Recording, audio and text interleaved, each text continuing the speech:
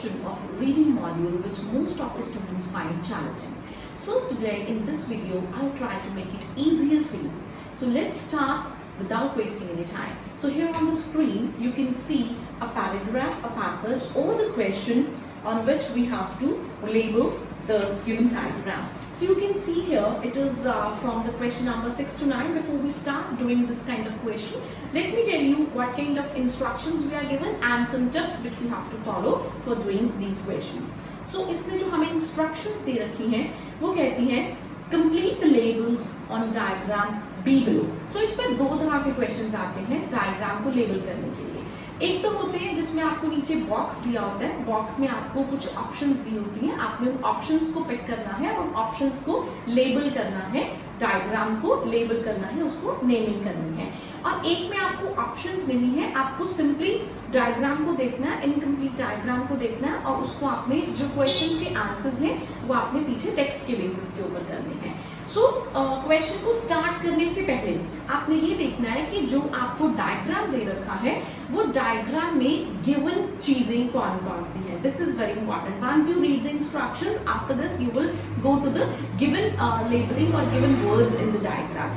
इससे आपको बहुत हेल्प मिलेगी. जो चीजें आपको ऑलरेडी मेंशन की हुई है डायग्राम में वो चीजें अगर आप रीड करेंगे वहां से आपको हेल्प मिलेगी उन क्वेश्चंस की लोकेशन तक पहुंचने के लिए, क्योंकि ऑलरेडी जो आपको कैप्शन दे रखा है उस डायग्राम में या जो गिवन वर्ड्स दे रखे हैं वो वर्ड्स आप फाइंड आउट करेंगे, लोकेशन पे पहुंच जाएंगे. उसके बाद आपने ये ध्यान रखना है कि जो डायग्राम की लेबलिंग है या जो आपके आंसर्स होंगे वो आपको फर्स्ट या उसी पैराग्राफ में या फिर उसके अगले पैराग्राफ में मिल जाएंगे. So you need not to read the entire reading passage, entire reading text. आपको जहां पर एक मिला है आंसर उसके आसपास प्रॉबेबली या उस पैराग्राफ में या उसके नेक्स्ट पैराग्राफ में आपको उसके आंसर्स मिल जाएंगे.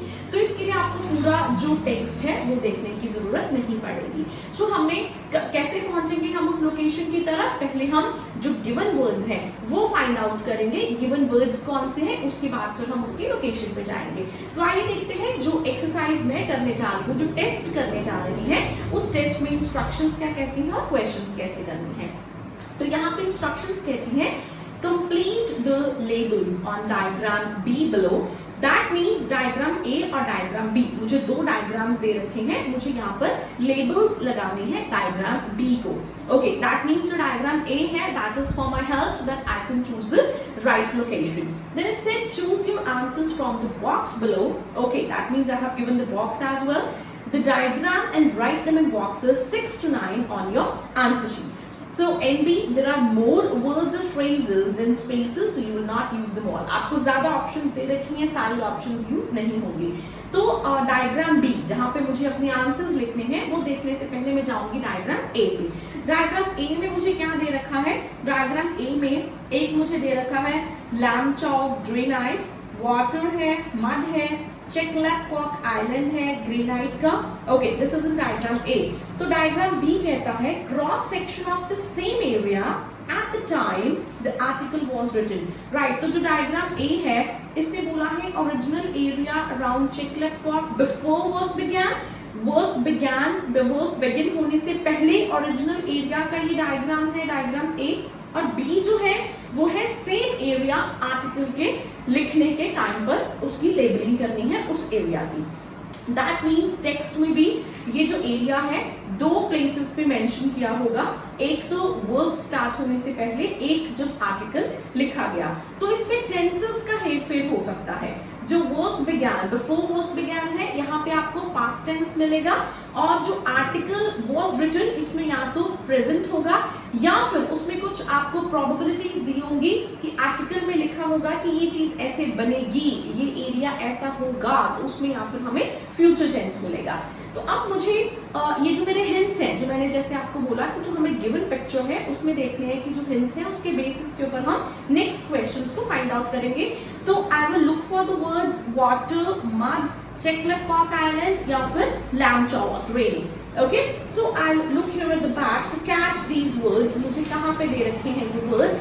तो I can see here in the text water, mud and island. Okay, तो ये मुझे मिलता है यहाँ पर वाटर, मड मैंने देखा, वाटर, मड देखते देखते मुझे ये यहाँ पे मिला, मेरा जो लोकेशन है that you can see here, I mark it and you can see here इसमें लिखा है most of the rock will become the foundations for the airports, runways and its taxiways. Most of the rocks will become the foundations for the airports and airports, runways and taxiways.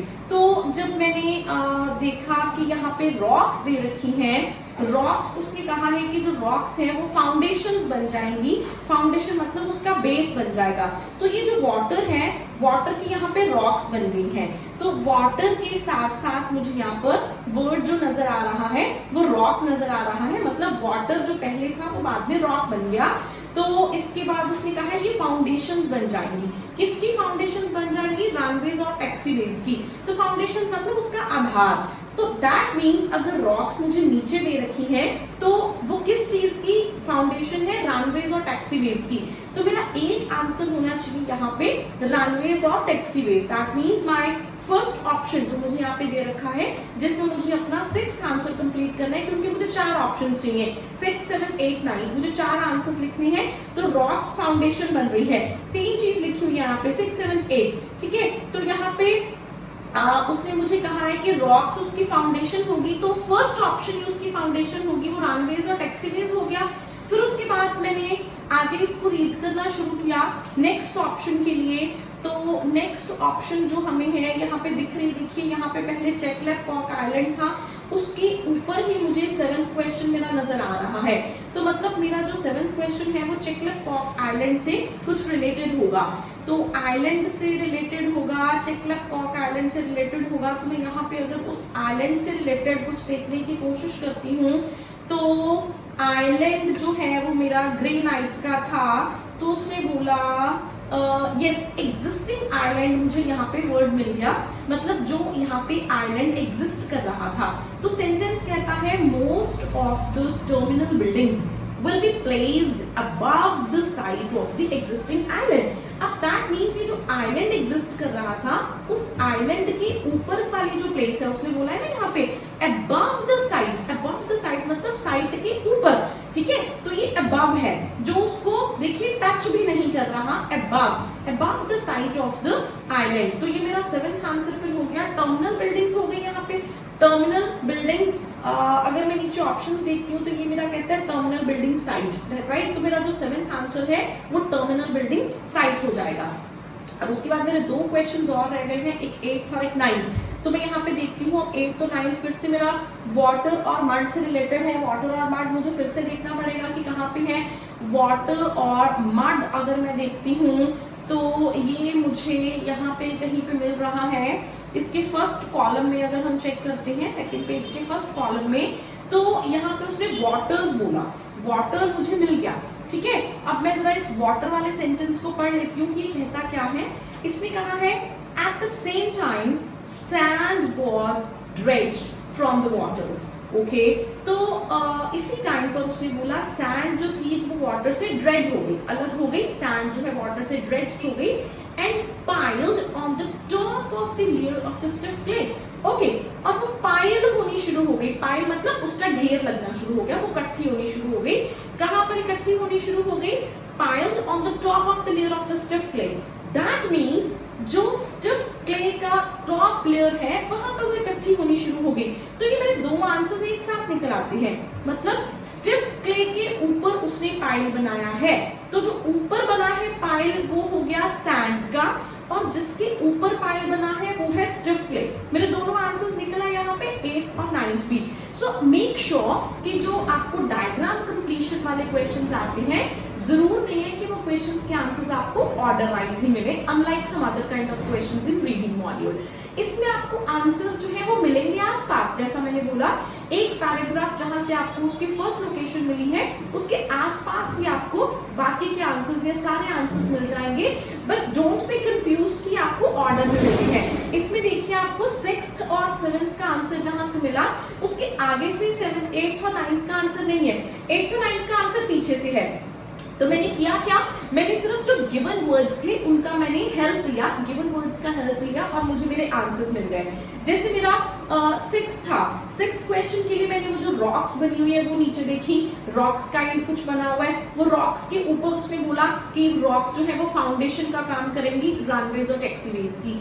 फिर उसके बाद जो given figure था diagram A, उसमें आपको कुछ island दे रखा था, तो उसने बोला आइलैंड वर्ड मैंने ढूंढा, आइलैंड में उसने कहा कि जो एग्जिस्टिंग आइलैंड है उसके अबाव जो है वो टर्मिनल बिल्डिंग साइट बनेगी, तो अबाव का हेल्प लिया हमने। यहाँ पर प्रेपोजिशन ऑफ प्लेस का भी बहुत ध्यान रखना है, बिकॉज जो डायग्राम कंप्लीशन वाले क्वेश्चन है उसमें प्रेपोजिशंस बहुत जरूरी है कि जो एग्जामिनर है जहां जब उसने टेक्स्ट लिखा है वो कैसे वर्ड्स यूज कर रहा है, ठीक है। जैसे अबाव वर्ड हो गया, बिलो हो गया, ये चीजें हमने यहाँ पे देखी है। अबाव हो गया, आइलैंड के अबाव जो था दैट मींस जो एग्जिस्टिंग आइलैंड है उसके ऊपर वो टर्मिनल बिल्डिंग साइट हो गई।